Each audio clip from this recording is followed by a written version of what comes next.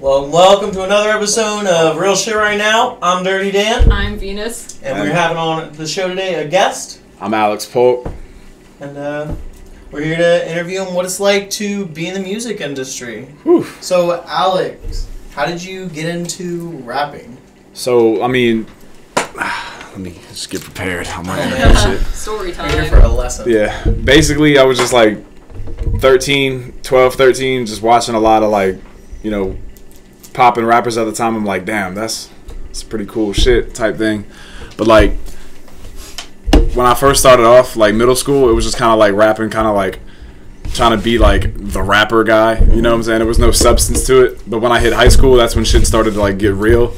And like, I was getting some problems in university thrown at me. So I was like, let me just take all the shit I'm going through, put it into my records and whatnot, and see where it takes me. So, and it's done like pretty good. Expressing your feelings towards your situations. Pretty much, yeah. When would you say?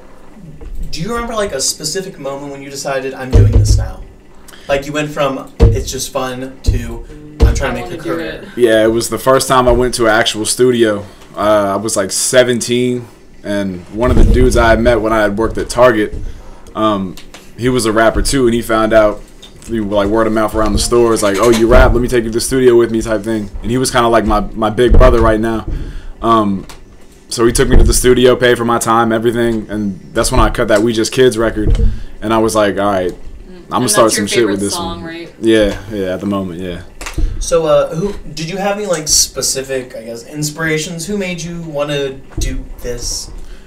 What was the cool? Who was the inspiring rapper? Like the guy you wanted to be? My biggest, when I was early on, like when I was first coming up, it was definitely heavy Mac Miller. Like I wanted to do everything he did, be just like him type thing. I even like, I'm kind of embarrassed by it now, but like I would like dress like him and shit. like yeah, I'm Mac, yeah, motherfucker. Just high school kid things. Exactly. But as you know, as time goes on and you progress as an artist, you kind of get away from one door and open another. And right now, the kind of wave that I'm on right now is like, I've been listening to a whole lot of rappers, and I'm like, I can't find any, you know, that sounds like me. So I'm like, maybe I got something here that I could run with. So like, yeah, I'm really excited about the new shit. Who do you like to listen to? Like, who are some of your favorite artists? It's kind of like a revolving door, like with music I listen to. Like, literally, it almost changes like every month. Like, I'll hear a record and I'm like, yeah, this is hot. So I'll put it on repeat over and over again. Right now, the kind of records I'm stuck on is like the shit that was popping when we were in like 7th grade, like in 2011, like the Young Money thing. Like I'm listening to a lot of Rick Ross, a lot of Drake, not really a lot of Wayne, because I feel like I've listened to Wayne so much that it's like I know it pretty well. Yeah, so it's the like same thing when you know all the words to a song. Like, it's like you need to get a new song. Exactly. Yeah. Young Money. Young Money Militia, and I am the commissioner. There you go. Amelia. Like, so what do you say are some things that like inspire you? Like you said your stuff is different. You think you got something going. What makes you different? You know what I mean? Well, I feel like the thing that makes me the most different is this is my story. Nobody's been through this shit but me. So like, you're about to see it through my shoes, through my eyes type thing. Like, I don't really do storytelling as much. It's more of like, you know, you ever heard like Joyner Lucas, his music? It's like all stories. Like, true. So mine's kind of, there's some storytelling to it, but it's not what it's all about. It's kind of just like, I'll have a basic guideline kind of to what the song is, but then it's going to be filled with punchlines that pertain to my situation. Take me through the day of how you write a song. How does that process work? How does it go from them kids? You said it was We Just Kids. Just Kids from an idea to creation. How does that happen? So I'm really fucking weird when it comes to writing a song. Like I do some when I first started, like, and when I was like 16, 17, I could just sit down at a table and write it, and then boom, it would be there. Now I gotta like, I'm walking around my room, like I'm fidgeting and like I look like I'm on crack or something because I'm just sitting there just like being weird and shit. I'll do creative. Yeah, I can't even do it right now, like, and try to reenact it because I lose myself. You get in the zone, yeah, I'm doing so some you strange just remember shit. Everything you're saying? Do you write it down? But you're like what I like to do Michael J. Fox. What I like to do is like, and I hope my mom doesn't watch this, but I do want it to. Mom, if you're listening, look away, Mom. There's something you don't want to see. I just like to get super fucked up and just like I'll just freestyle over the beat. And I need to start recording it because, like, I'll be saying some real hot shit and I surprise myself sometimes when I freestyle it. And then you forget it, though. Exactly. I'll get soft, like... Writing it in notes just takes too damn long. Exactly. You lose what it sounded like. So I'll spit small things. I'll spit a super hot freestyle to my beats or whatever. And then I'll be like, yeah, that was hot. And I'll be really feeling myself. Like, damn, I should have fucking wrote it down because now I don't have it anymore. What would you say with freestyling? Like, I like to freestyle myself sometimes. What would you say, how's your strategy when you go about doing it? Like, when you're freestyling, does it just kind of come to you? Do you think? Do you plan certain things? So, early on when I would do it, I would think too hard. And I would be like, all right, well, if I'm freestyling, I gotta have a punchline that's everybody's gonna have them drop the jaws. Now, I just, like, I don't even think. Like, I'll just blank out. Half the time, I don't even know what I'm saying. I'll just be like, here's the word I said. I'm gonna just say some stuff in the middle. So it's more like muscle memory now? Pretty much, yeah. Do you say there's any way, do you like read, I heard like reading dictionaries and stuff, like maybe some people do that to get better at verbs. Do you think that's a thing? Do you do it? I tried it. I didn't find that it worked too well. But what I did do is I watched the interview with J. Cole, and he read somewhere, it was some kind of book, he read that the first thing you do when you wake up, you keep this journal by your bed, right? The first thing you do when you wake up is you just write for a minute, 2 minutes, 3 minutes, however long you feel. You just write the shit that comes to your mind. It didn't even have to make sense. It didn't even have to rhyme. It's like, I'm wearing a black t-shirt. I got a hat on. Something like that.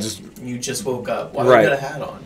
You know what I'm saying? Just whatever comes to mind. You know, sometimes... It just shows you can pass out and be productive. Exactly. Long nights in the studio. I'll fall asleep wearing this, just like this. You know what I'm saying? Wake up like that. But. When you are coming up with a song, do you, like, write the lyrics first, or do you try to find a beat first and then, like, make, like... It really is... the lyrics? It's all, like...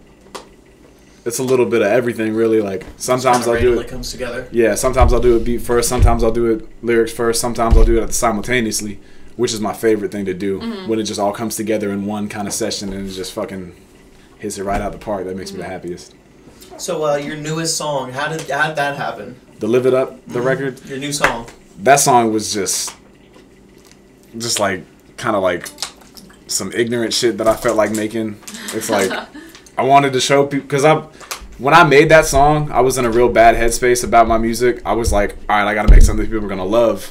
Like, it was kind of immature to look at it. Like, I wanted to make something that people would, like, really fuck with. And I was too focused on that, and I wasn't really focused on what would make me happy making music with. And I had to be true to your soul. Exactly, you know.